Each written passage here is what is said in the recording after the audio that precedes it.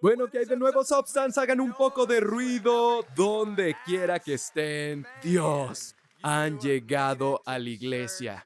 Y por supuesto, hoy nos vamos a divertir, porque hoy los vamos a llevar a nuestra nueva serie de profundización. De hecho, voy a profundizar un poco más de lo que normalmente haría en un domingo, pero les prometo que después de esta serie nunca volverán a leer sus Biblias de la misma manera, ¿de acuerdo? Les estamos dando algunas lentes correctivas, algunas cosas emocionantes que van a desbloquear cosas que nunca antes habían visto. Y puedo ser honesto con ustedes, durante años no tenía idea de lo que la Biblia estaba refiriéndose en algunos capítulos, a veces en libros enteros. Quiero decir, ¿me entiendes? Esos libros de la Biblia que leía y luego releía, pero seamos honestos, hay otros libros donde, digamos, las páginas de tu Biblia todavía están pegadas. Sí sabes a lo que me refiero, vamos. Sí sabes lo que digo. Como cuando algunos de esos profetas se ponen como que un poco tan extraños, ¿sabes? Amós, Ezequiel, Zacarías. Yo simplemente pensaba, ¿sabes qué? Yo solo voy a releer el libro de Santiago otra vez. ¿Sabes lo que digo? Como que hice eso, lo cual, hey, también les doy permiso. Está bien, está bien. Pero en algún momento querrás sumergirte en esos libros porque, de hecho, algunos de esos libros ahora son mis favoritos. Y yo nunca soñé que podría amar el libro de Apocalipsis tanto como lo hago. Y literalmente alguien me preguntó, si estuvieras varado en una isla desierta con un libro, ¿cuál elegirías de toda la Biblia? Yo dije, Apocalipsis, por supuesto. ¿Sabes lo que digo? Literalmente, ese es el único libro que querría. Y les digo esto porque tienen que seguir leyendo, ¿ok? Sigan leyendo. Y lo importante de esto es que cuando hay tantas historias en la Biblia y muchas de esas historias están vinculadas a lugares y ciudades, y la razón por la que eso es importante es que de por sí es bastante difícil aprender muchas de las historias de la Biblia, pero es otro nivel cuando puedes conectar esas historias a una ciudad y luego a una palabra de los profetas del Antiguo Testamento. Pero muchos de nosotros no conocemos esa información y por eso los libros son confusos. La mayoría de la gente ni siquiera sabe que los 400 y tantos versículos de Apocalipsis, o más de 300, o al menos 370 de ellos, son referencias directas a los libros del Antiguo Testamento que muchos de nosotros no leemos. Pero no lo sabrías ni entenderías ese significado si no conocieras esos libros del Antiguo Testamento, ¿verdad? Así que, por ejemplo, cuando yo digo el Mall de América, la mayoría de ustedes que son de Minneapolis saben cómo se ve porque han estado allí, ¿verdad? Pueden imaginarlo, tienen un marco de referencia en su mente cuando lo digo. Y muchos de ustedes ni siquiera tengo que decir Mall of America, solo puedo decir MOA y ustedes ya saben de lo que estoy hablando. Hay un marco de referencia que aparece en sus mentes. Si dijera East Rotunda, muchos de ustedes dirían, oh sí, he visto conciertos allí. Si dijera Pepsi Orange Street, dirían, sí, vomité allí en el Timberland Twister y luego lo limpiaron y lo renombraron como el Fairly Odd Coaster. Saben exactamente de lo que estoy hablando. Ahora, para aquellos de ustedes que no lo saben, esas palabras no significan nada para ustedes, ¿de acuerdo? Pero adivinen qué, digo esto porque en la mayoría de los libros proféticos y en los libros del fin de los tiempos presuponen mucho conocimiento interno. Lanzan una referencia geográfica asumiendo que explotará en su cerebro una serie de sermones e historias, pero para muchos de nosotros no tenemos esas historias en primer lugar, ¿ok? Así que literalmente hay miles de referencias geográficas en la Biblia. Y muchas veces, ¿sabes? Creo que una de las cosas más útiles que hice fue que realmente fui a la nación de Israel. De hecho, sí, hice un pequeño tour turístico por Israel. Y lo curioso es que si alguna vez tienes la oportunidad de ir a Israel, es que realmente es pequeño. La gente no se da cuenta de lo pequeño que es. El 80% de la Biblia ocurre en una pequeña franja de 200 millas, ¿de acuerdo? 200 millas de largo por 60 millas de ancho, ¿de acuerdo? Literalmente puedes conducir a casi todas las historias de la Biblia en 3 horas en esa pequeña franja. Entonces, en esa pequeña franja llamada Israel hay una docena de montañas, cada una de las cuales tiene un enorme simbolismo, ¿ok? Estas montañas, de hecho, si solo memorizas unas 10 ciudades, 10 montañas, las historias que sucedieron en ellas, de repente miles de pasajes crípticos y demasiado poéticos comenzarían a tener sentido. Es como tener un anillo descifrador secreto. ¿Alguien recuerda esos? Recuerdo que cuando era niño, el cereal Captain Crunch estaba regalando anillos descifradores secretos dentro de la caja de cereal. Y cuando vi eso, déjame decirte que no dejé descansar a mi madre hasta que conseguimos una caja de Captain Crunch. Quiero decir, ¿te imaginas qué podría hacer con un anillo descifrador secreto? Me refiero a que mi hermana mayor nunca podrá espiarme de nuevo, a menos que, por supuesto, compremos 2 cajas de Capitán Crunch y ella consiga uno también. Pero mamá, si me consigues esta caja, te prometo que nunca más comeré Capitán Crunch. Ella estaba tan confundida, fue como un ¿ah? Como si no tuviera sentido. Pero bueno, y eso es lo que quiero darte el día de hoy, ¿ok? Digo todo esto porque quiero darte un anillo descifrador secreto que te hará ver los pasajes de la Biblia desde una perspectiva totalmente diferente. Pero para hacer esto, voy a darte un estudio bíblico sobre las montañas de la Biblia. Y incluso al decirlo en voz alta, pienso y digo, Dios mío, eso suena como, Señor, eso es el mensaje más aburrido de todos los tiempos, ¿verdad? Pero ¿qué tal si te digo que un simple estudio bíblico sobre las montañas de las Escrituras puede revolucionar tu caminar con Dios? Y prometo que lo mantendré rápido, incluso hice imágenes para todos ustedes, ¿de acuerdo? Ok, para empezar, la mayoría de los cristianos no se dan cuenta de que el jardín del Edén, donde vivían Adán y Eva, en realidad estaba en una montaña, ¿de acuerdo? Y miren este dibujo que literalmente yo hice con ayuda de inteligencia artificial, pero pensé, de acuerdo, imagina el jardín del Edén con una montaña o en una montaña. ¿De acuerdo? Porque eso es lo que en realidad se enseña en Ezequiel 28, ¿ok? No obtendrás eso en el pasaje temprano de Génesis, pero todos sabían que se asumía que estaba en una montaña. En realidad se llamaba la montaña de Dios, ¿de acuerdo? Por supuesto, no sabemos exactamente dónde estaba la montaña de Dios porque fue destruida en el diluvio con Noé, ¿ok? Pero no era simplemente un jardín. Era un consejo de gobierno, ¿ok? Así que hice esta imagen porque Dios realmente caminaba con Adán y Eva en la frescura del día. Así que este era un lugar de compañerismo, era un lugar de paz. Dios estaba haciendo animales y haciendo que Adán y Eva les pusieran nombres, ¿verdad? Así que él caminaba con Dios, pero no simplemente en un jardín, también era un consejo de gobierno.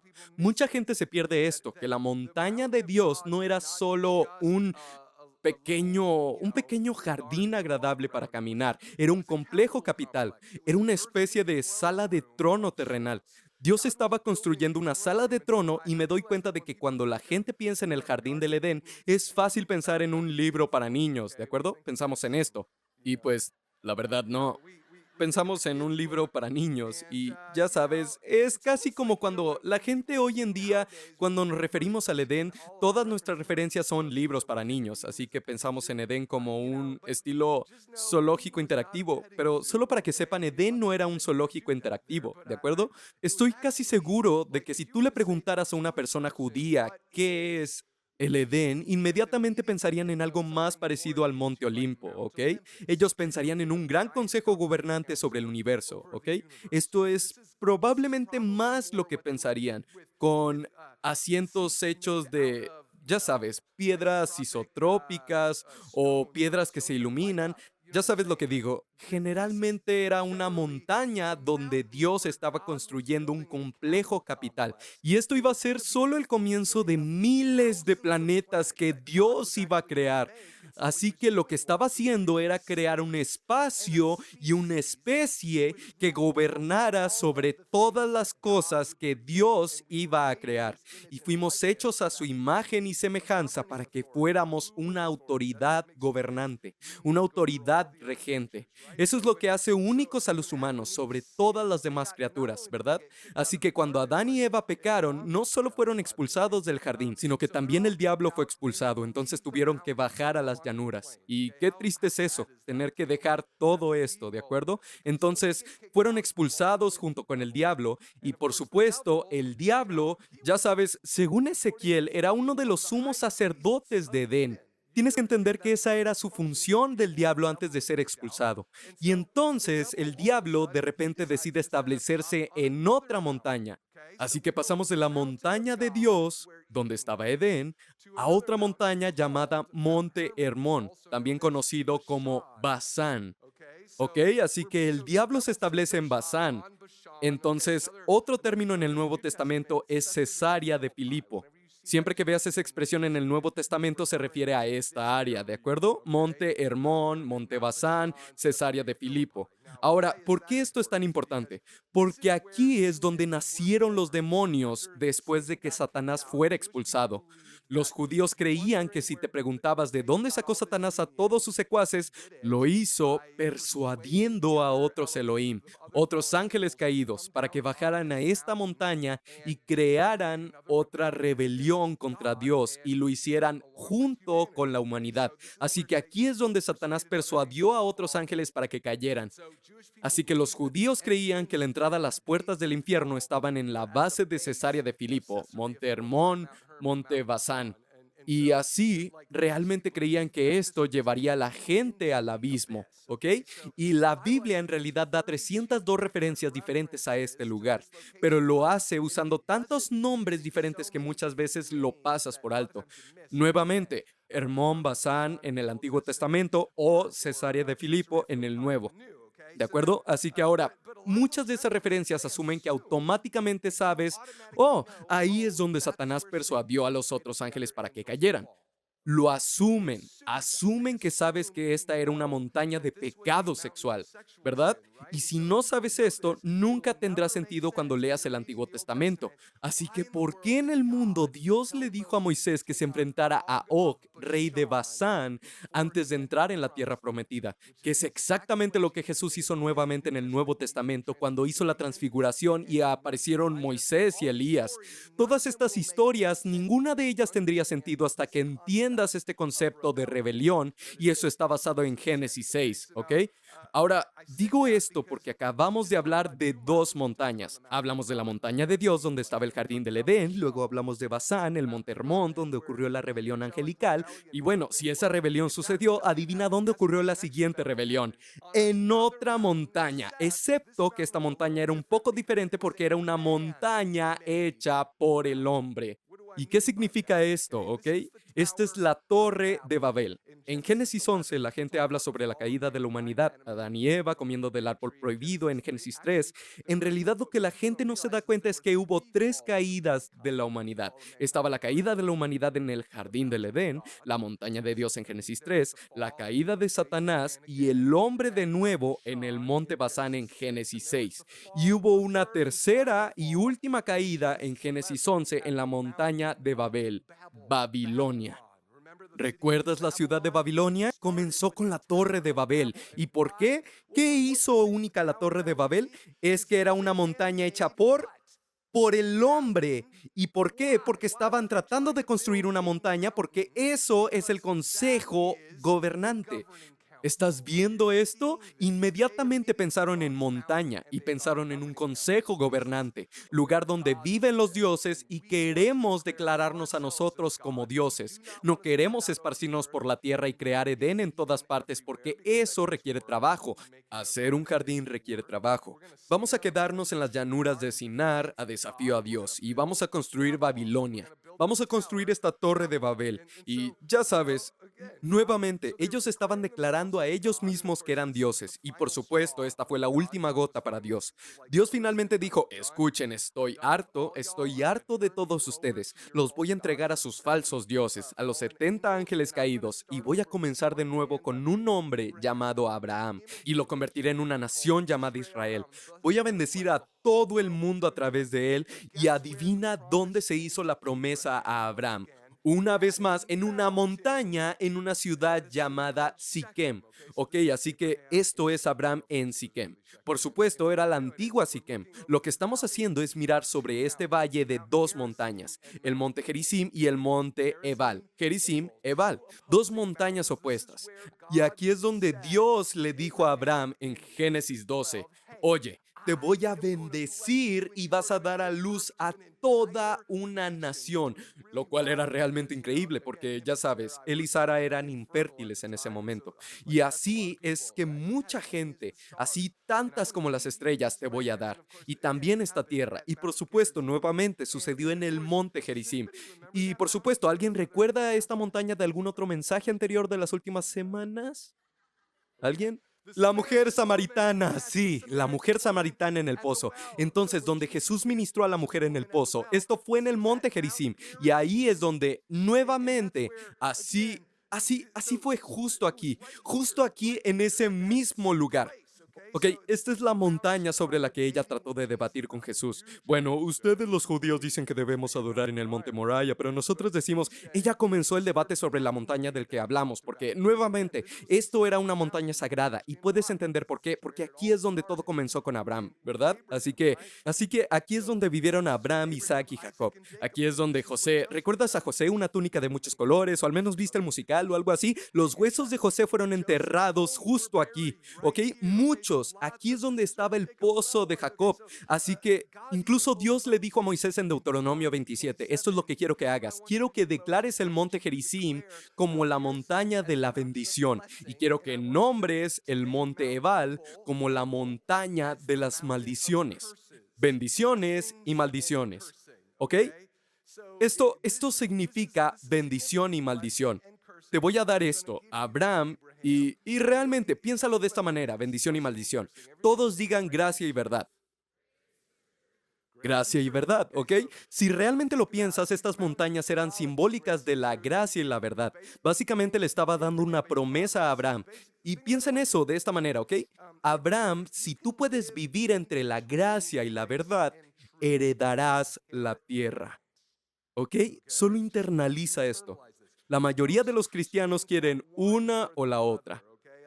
Creo que incluso estas montañas son casi simbólicas de muchas denominaciones hoy en día. Tienes las denominaciones que son todo sobre la gracia. No vamos a hablar del pecado, no vamos a hablar de la verdad. Vamos a eliminar todo eso. No vamos a hablar de la sexualidad, no vamos a hablar del dinero, no vamos a hablar del sacrificio. Y luego hay otros lugares que son todo verdad todo el tiempo, todo maldiciones. Abel, Abel, Abel, Abel, Abel, Abel. Debes hacer esto o arderás en el infierno. ¿Sabes a lo que me refiero? Literalmente escuché a un predicador decir eso una vez. Y, y Dios le estaba diciendo a Abraham, quiero que vivas entre estos dos. Tu herencia está en el medio, ¿ok? Si puedes hacer eso, si puedes encontrar ese equilibrio, heredarás la tierra viviendo entre estas dos ideas. Pero Dios dijo, te probaré en esto.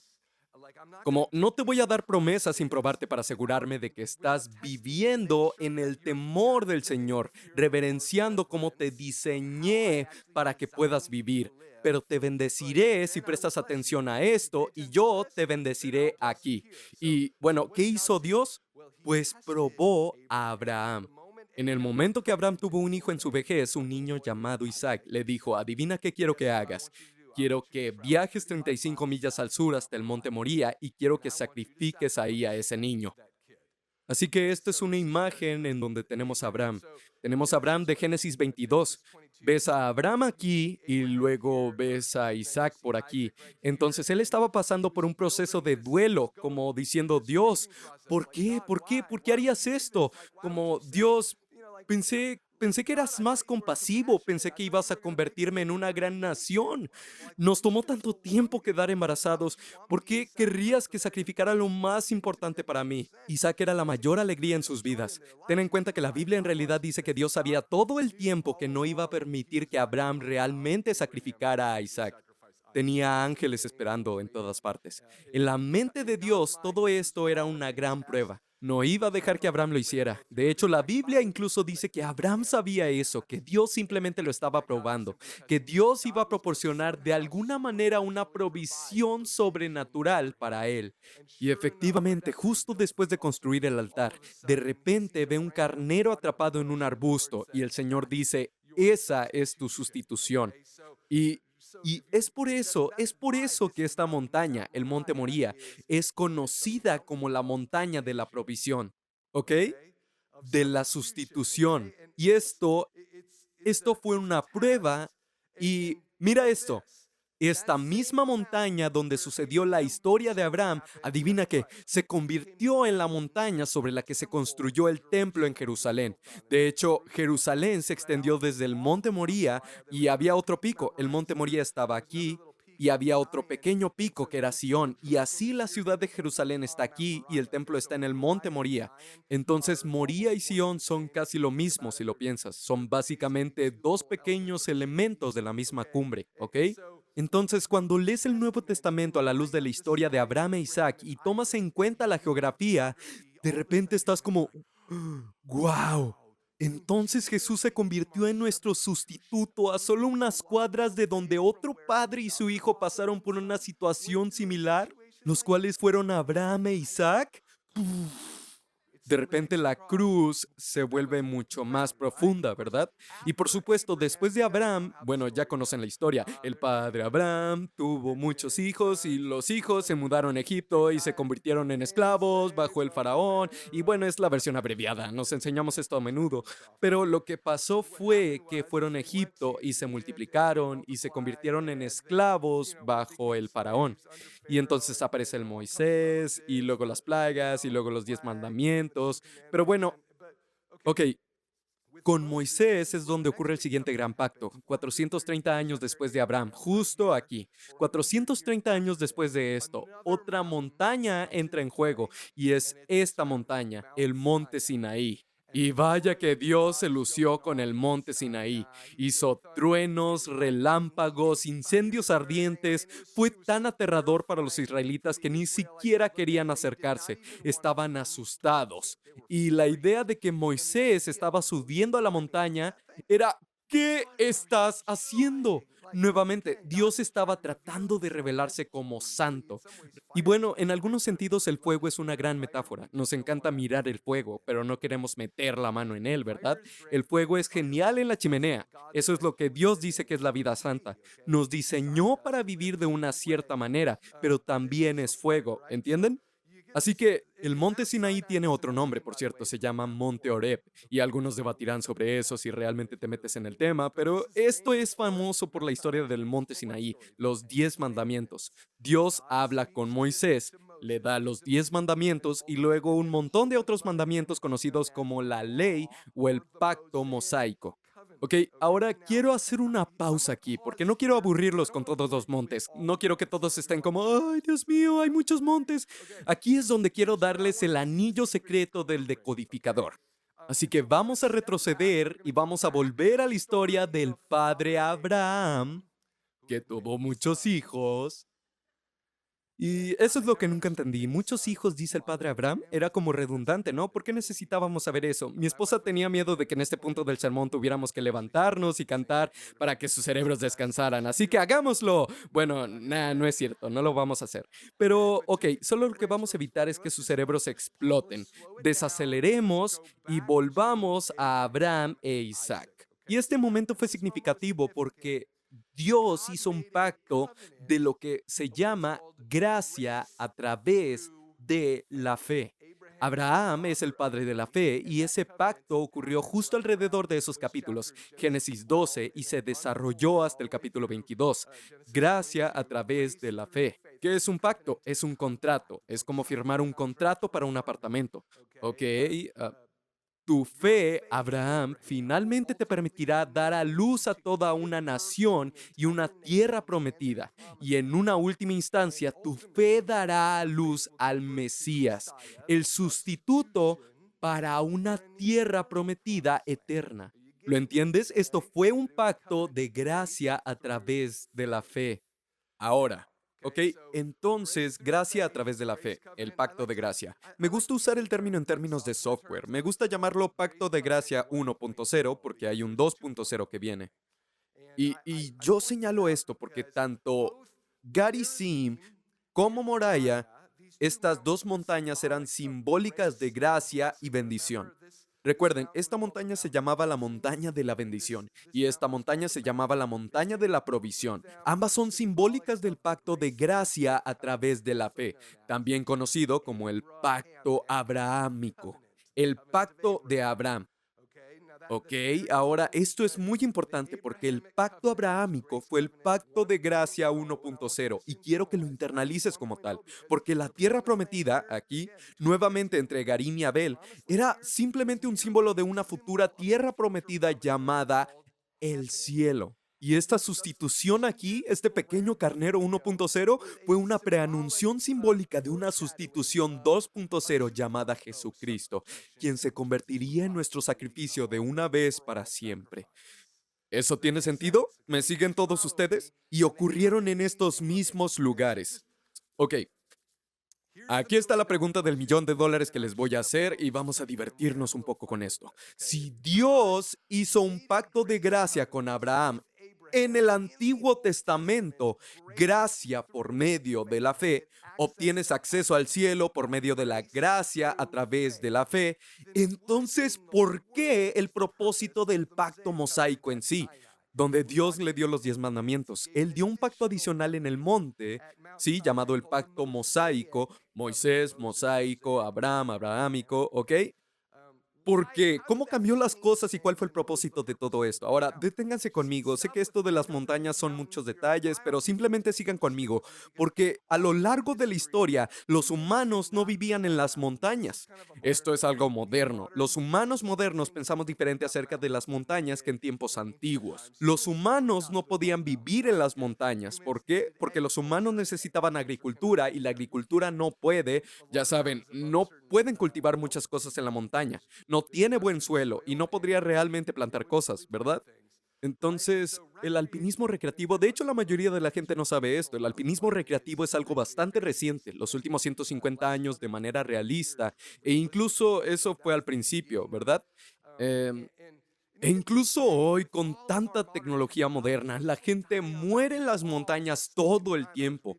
Estaba leyendo un artículo sobre el Monte Everest, porque hay tanta gente que quiere escalar el Monte Everest y que está creando un problema extraño. ¿Y saben cuál es el problema? Cuerpos.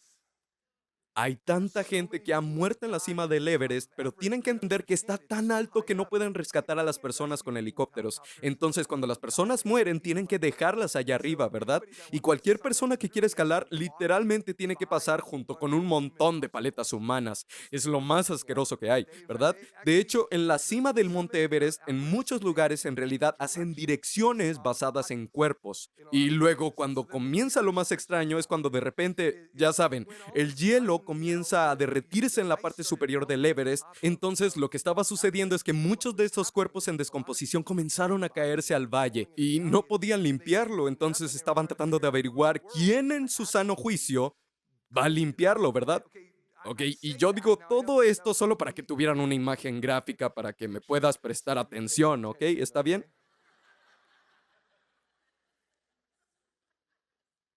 Los humanos no pueden vivir en una montaña sin Dios.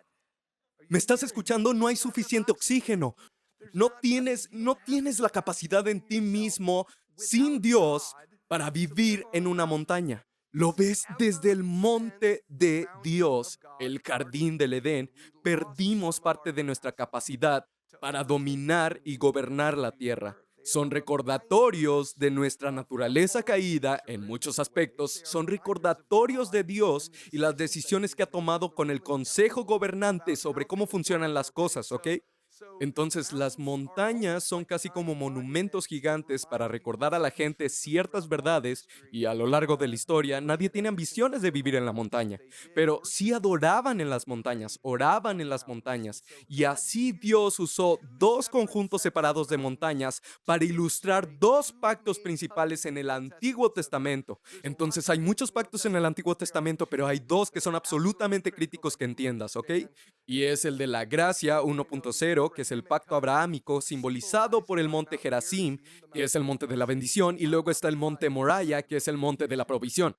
Estos dos montes son la gracia 1.0. Y luego hay un par de otras montañas, que es el monte Ebal, la montaña de la maldición, la cual entra en la verdad 1.0, que es el pacto mosaico, en donde está el monte Sinaí, la montaña de los mandamientos, o la montaña de Bernea, ¿ok? Así que tienes esta idea, entonces tienes estos dos pactos. Básicamente estos dos pactos, piensa en ellos así, son como dos barantales en una carretera de montaña. Si vas a volar fuera de la montaña, vas a volar hacia este lado o hacia ese lado. Y es por eso que en realidad tenemos dos secciones en donde un cristiano puede caer a lo largo de su historia. Puedes caer en el lado fiscal o el lado puritano, O puedes caer en el lado protestante liberal, donde ya no hay nada malo con ningún estilo de vida. Incluso preguntas, ¿la Biblia será real o no? Y puedes estar como de cualquier lado, ¿ok? Entonces, está estos dos barandales que se convirtieron en estos pactos. Pero, ¿por qué? ¿Por qué la ley? ¿Por qué todavía no he respondido esa pregunta? ¿Por qué Dios añadió la ley? Si recuerdan, los israelitas habían pasado 430 años en Egipto, esclavizados por esta nación extranjera. Ya no sabían cómo vivir saludablemente, ya no sabían cuál era la vida sana. Necesitaban ser reentrenados en cómo ser el pueblo de Dios. Por eso los sacó de Egipto a la base de Sinaí para volver a enseñarles cómo ser un pueblo, dándoles reglas sobre cómo los creó para vivir, no para oprimirlos, sino para liberarlos. Aquí está cómo manejas tu dinero, aquí está cómo vives en tus matrimonios, así es como crías a tus hijos, así es como crías a tu ganado. Todas estas cosas necesitaban ser reentrenadas y por eso les enseñé estos tres tipos diferentes de ley en el pacto mosaico que surgieron del pecado. Estaba la ley moral, cosas buenas que hacer todo el tiempo como los 10 mandamientos, la ley civil política, reglas temporales mientras Israel era una nación-estado, y la ley ceremonial, rituales de adoración que apuntaban a una realidad futura como los días de reposo o los sacrificios de animales, cosas así, ¿ok? Ahora, la razón por la que señalé esto la semana pasada es porque tienes que entender que cada vez que los autores del Nuevo Testamento se refieren al antiguo pacto, el antiguo pacto se refieren a esto aquí, la ley ceremonial, ¿ok? Y también la ley civil política, mientras Israel era, ya sabes, un estado-nación. Pero debes entender que no estaban refiriéndose al pacto abrahámico, que irónicamente tiene 430 años más, ¿ok? Así que el antiguo pacto, sé que es realmente confuso porque el antiguo pacto dices, bueno, ¿cuál es el pacto más antiguo? Podríamos remontarnos al de Noé. El antiguo pacto se refiere a la ley ceremonial, y aunque el pacto abrahámico tiene 430 años más. Y es que es por eso que, en cierto modo, casi me disgusta toda la división entre Antiguo Testamento y Nuevo Testamento, porque básicamente testamento era básicamente la palabra latina para pacto, y un testamento es lo que te obliga a pensar que hay uno viejo y uno nuevo, ¿verdad? Cuando en realidad no es así como funcionaban estos pactos, ¿ok? Y solo quédate conmigo una última vez para este profundo pensamiento. Te va a hacer clic. El anillo decodificador está llegando a tu dedo en este momento, ¿ok? Ok, muchas personas, muchos cristianos en realidad tienen esta idea falsa de que antes de Cristo no había perdón de pecados, no había pacto de gracia por fe. Muchos cristianos hablan del Antiguo Testamento como si el Antiguo Testamento, todos tenían un pacto de obras desde el monte Sinaí. Y ya sabes, la gente tenía que ganarse el cielo, lo cual es técnicamente imposible, pero ok, entonces ya sabes, a mucha gente se le enseñó que Jesús murió en la cruz y de repente después de que él murió hubo un pacto de gracia como si el pacto abrámico nunca hubiera existido. Y si pudiera esquematizar esa especie de filosofía demasiado simplista, la concepción errónea como esta, ok, sería algo como esto. El Antiguo Testamento, comenzando del monte Sinaí, era obras. Cristo viene desde este punto en adelante y ya es todo gracia todo el tiempo, ¿ok? Ahora, aquí está el trato. Si estás enseñando a un alumno de tercer grado por qué Jesús murió, está bien, lo entiendo. Pero este tipo de pensamiento secuencial en realidad es completamente engañoso y te hará perder la profundidad de cómo realmente funcionaban estos pactos, ¿ok? Entonces, este pensamiento secuencial es problemático porque implica nuevamente que no hubo un pacto de gracia en el Antiguo Testamento. Y si no hubo un pacto de gracia, entonces, ¿dónde iban las personas justas en el Antiguo Testamento cuando morían? ¿Iban al infierno y esperaban a Jesús? Bueno, espera, ¿por qué Dios haría eso con las personas justas? ¿No ellos iban al cielo? Ok, la verdad es que iban al cielo, igual que nosotros vamos al cielo. Pero en la Edad Media, esto es lo que pasó al suceder en la Edad Media. Como el papado católico, muchos de los cuales ni siquiera conocían la Biblia, porque ni siquiera podían leer el latín, y sin embargo estaban a cargo de todo. Inventaron teologías como el purgatorio, que se llamaba limbo, Incluso crearon lugares donde, ya sabes, los bebés irían, limbo de los padres y limbo de los niños. Y en lugares como esos, algunas personas han sido enseñadas que si creciste siendo un buen católico, te enseñaron que en el Antiguo Testamento la gente fue a un lugar en el infierno llamado el seno de Abraham y esperaron a que Jesús los viniera a liberar. Ninguna de las cuales realmente cuadra con las enseñanzas reales de la Biblia, ¿ok? Muchos de ustedes han escuchado el mito católico medieval de Cristo descendiendo al infierno, ¿ok? Si no hubo pacto de gracia en el Antiguo Testamento, entonces los santos fueron al infierno, fueron al limbo, y ¿cuándo Cristo los liberó?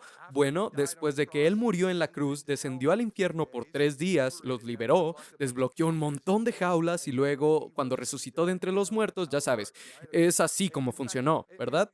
Lo creas o no, muchos de nosotros, yo como buen niño luterano, me enseñaron el credo de los apóstoles. Cristo fue crucificado, murió y fue sepultado y luego fue seguido por descendió a los infiernos, ¿ok?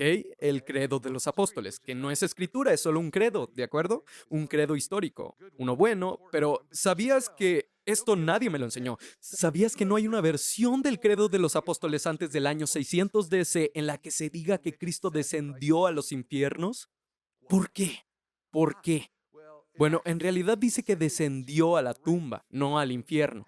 Bueno, mucha gente argumenta que fue un error de traducción mientras se traducía a los países europeos, am, pero yo ahora, la razón por la cual es un mito es porque en ninguna parte de la Biblia se enseña que Cristo descendió al infierno después de la cruz. De hecho, escribí un blog completo sobre esto. Si estás interesado, enumeré todos los pasajes. Como Pedro 3, ¿recuerdas cuando Jesús estaba en la cruz en Lucas 23 y había un ladrón que se dio cuenta y dijo, oh Dios mío, tú eres el Cristo, tú eres el Mesías? Y entonces Jesús le dijo en Lucas 23:43, en realidad dijo, hoy estarás conmigo en el paraíso, ¿ok? Jesús no le dijo, oye, ¿quieres descender al infierno conmigo solo un par de días? Quiero decir, vamos a ir de todos modos, solo te quedarás un par de días difíciles, pero eventualmente te rescataré a ti y a un montón de santos del Antiguo Testamento. Y claro que no dijo eso. Él dijo, estarás conmigo en el paraíso. Entonces, ¿de dónde viene ese mito? Bueno, vino de una mala teología del pacto, ¿de acuerdo? Porque recuerdas que existía un pacto de gracia en el Antiguo Testamento, el pacto abrahámico. Entonces, déjame barrer todos los mitos que muchos de nosotros hemos aprendido a lo largo de los años. Y aquí está cómo debes pensarlo de manera diferente. ¿De acuerdo? Dos pactos diferentes que se paralelizan tanto en el Antiguo como en el Nuevo Testamento, ¿de acuerdo? Dos pactos que fueron destinados a ser barandillas en las montañas para que tú y yo podamos bajar por el camino de la montaña. La ley era esencialmente, comenzando en el Sinaí, era una niñera. Y esa era una niñera muy estricta que estaba a cargo de nosotros hasta que nos convirtiéramos en adultos. Nos enseña Gálatas 4, ¿ok? En otras palabras, podría ser heredero de mucho dinero, pero tu niñera todavía te va a decir cómo sería. ¿De acuerdo? Ok, ella te va a mandar y entonces, la ley era esencial, pero bueno, para darles alguna, tal vez una metáfora de un perro rabioso, era como una correa para perros. Era algo para evitar que tú, un ser humano pecador, mordieras a todos los demás. Ahora, si tú decides madurar, este collar se convierte en una brújula, en otras palabras, en una bendición.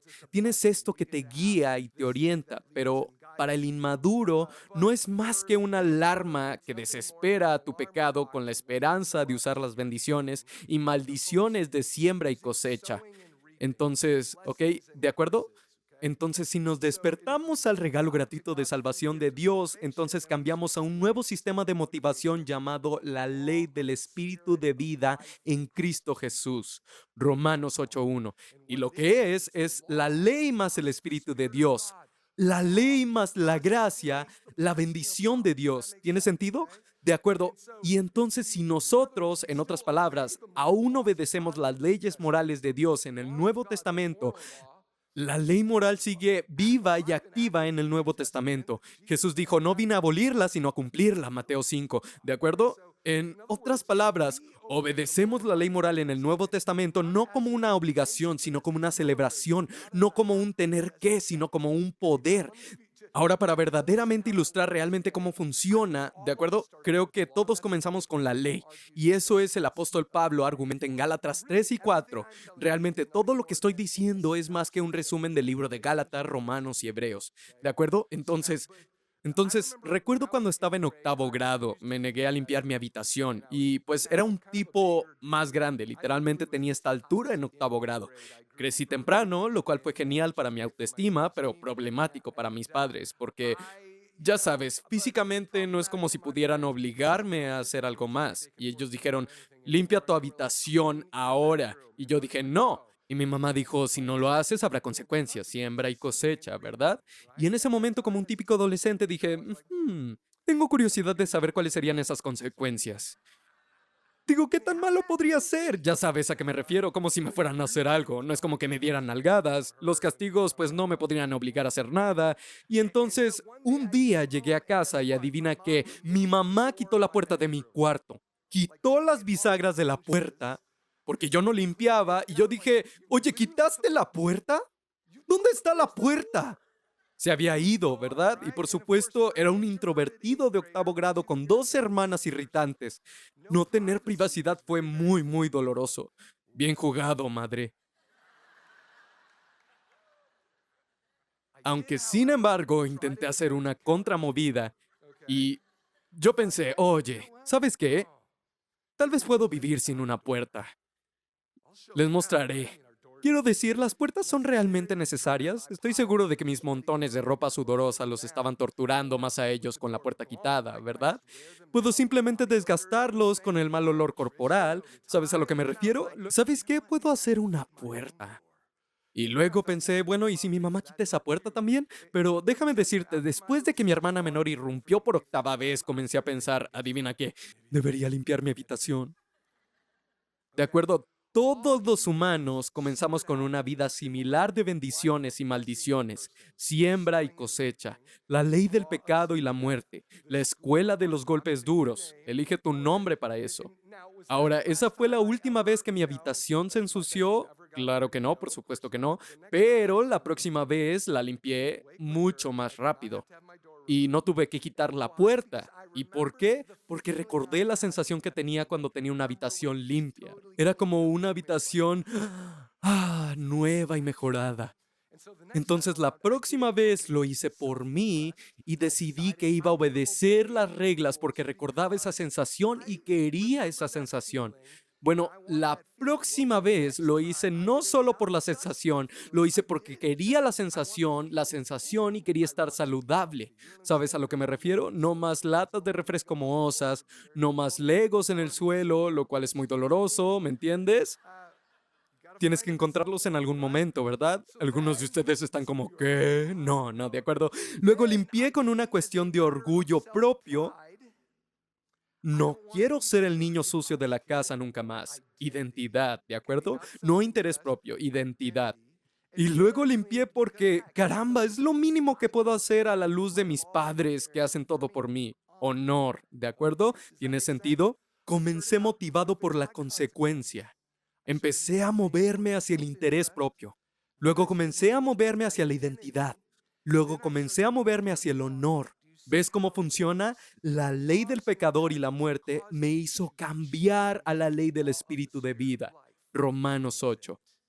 ¿Ves? Eso es lo que realmente los sistemas son destinados a hacer. Un sistema de ley en un sistema de relación. Un sistema de penalización en un sistema de propósito. De la esclavitud a la afiliación. De la obligación a la celebración. Del escepticismo al optimismo. De la letargia a la sinergia. Donde uno más uno equivale a 5, 10, 100. Entonces, cuando la gente dice que Cristo murió por el perdón de los pecados, lo que estamos diciendo en realidad es que murió por una mejor manera de perdonar pecados. Gracia 2.0. Una muerte de una vez por todas para el perdón de los pecados, ¿verdad? O cuando la gente dice que Cristo abolió la ley, en realidad estamos diciendo que Él cumplió la ley ceremonial y ahora en el Nuevo Testamento es una alarma para los pecadores y una brújula para los santos. Y es una lista de adoración para los santos. Ninguna ha pasado, simplemente tienen formas diferentes en el Nuevo Testamento, ¿de acuerdo? Así que aquí está el trato, ¿de acuerdo? Si estás aquí, dices, esto es muy profundo, todo se me pasó por la cabeza. Solo déjame terminar con esta última imagen para resumirlo todo. Si queremos provisión y bendición y la tierra prometida eterna, tenemos que vivir entre estas dos montañas, Gerizim y Ebal, dos pactos. Todos quieren eliminar un lado de esta imagen hoy en día en la iglesia. Y si lo piensas, en los días de Jesús, los fariseos estaban todos en este lado. Los samaritanos estaban todos en este lado. Pero aquí está la verdad. El verdadero poder de Dios cae en el medio, en la tensión, en el intermedio entre la gracia y la verdad. Y adivina qué, si no logramos abrazar ambos, nos lleva a una montaña final a la que tú y yo no queremos llegar. De hecho, si sigues caminando por este valle a través de Gerizim y Ebal, y simplemente tomas un giro hacia el noroeste y sigues caminando, te llevará a esta montaña. Este es el Monte Megido. La palabra hebrea para montaña es Har, y entonces Har Megido es de donde obtenemos el término Armagedón. Y si no sabes lo que es Armagedón, es la última batalla. ¿De acuerdo? La Biblia enseña que en los últimos días todos los que rechacen la gracia o la verdad, o ambas, van a terminar alineándose detrás del anticristo en la batalla definitiva. Esa batalla termina en las llanuras bajo el monte Megido, y créeme, ese no es el lugar donde quieres estar. Casi puedes ver el conflicto actual en el Medio Oriente preparando eso, incluso ahora mientras hablamos. Pero aquí es donde quiero terminar.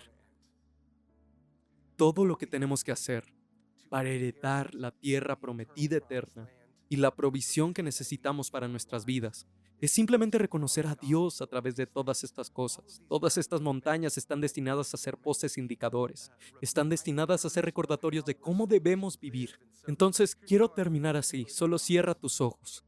¿Hay un área de pecado en tu vida que no estás tomando en serio? En otras palabras, Dios está diciendo, oye, quiero que lidies con esto. Y no lo has hecho. Solo creo que al reconocer, oye, esa alarma ha estado sonando y ha estado presionando el mismo botón de repetición demasiado. Tal vez es una alimentación saludable, tal vez es pureza sexual, tal vez es simplemente lo que estás consumiendo. ¿Sabes lo que digo? Desde los medios hasta la televisión. Hay un área en la que sabes que estás afligiendo al Espíritu Santo y sabes que necesitas lidiar con eso. Por el otro lado, hay personas con ustedes que solo quieren hablar la verdad a las personas. Y sabes que solo estás haciendo enojar a la gente porque no hay gracia en tus palabras. Pero al mismo tiempo, los pecados de otras personas simplemente te hacen enojar. Los pecados de otras personas te hacen sentir miedo, te hacen sentir frustración.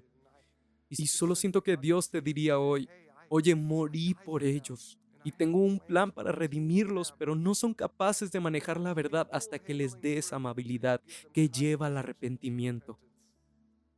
Y te está llamando a la paciencia. Donde estás, simplemente deja que Dios te hable. Padre, oro para que aprendamos a vivir entre las montañas.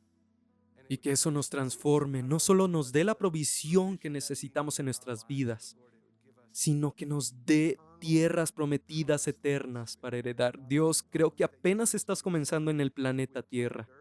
Y aquellos que son fieles en pequeñas cosas aquí y ahora, Señor, van a heredar cosas asombrosas. Señor, solo con el poder de la gente en esta iglesia, en la eternidad, heredará galaxias. Dios, solo queremos ser parte de las personas que puedan gobernar contigo fiel y verdaderamente. Y oramos todo esto en tu santo, santo nombre. En el nombre de Jesús oramos. Digan todos amén. Amén.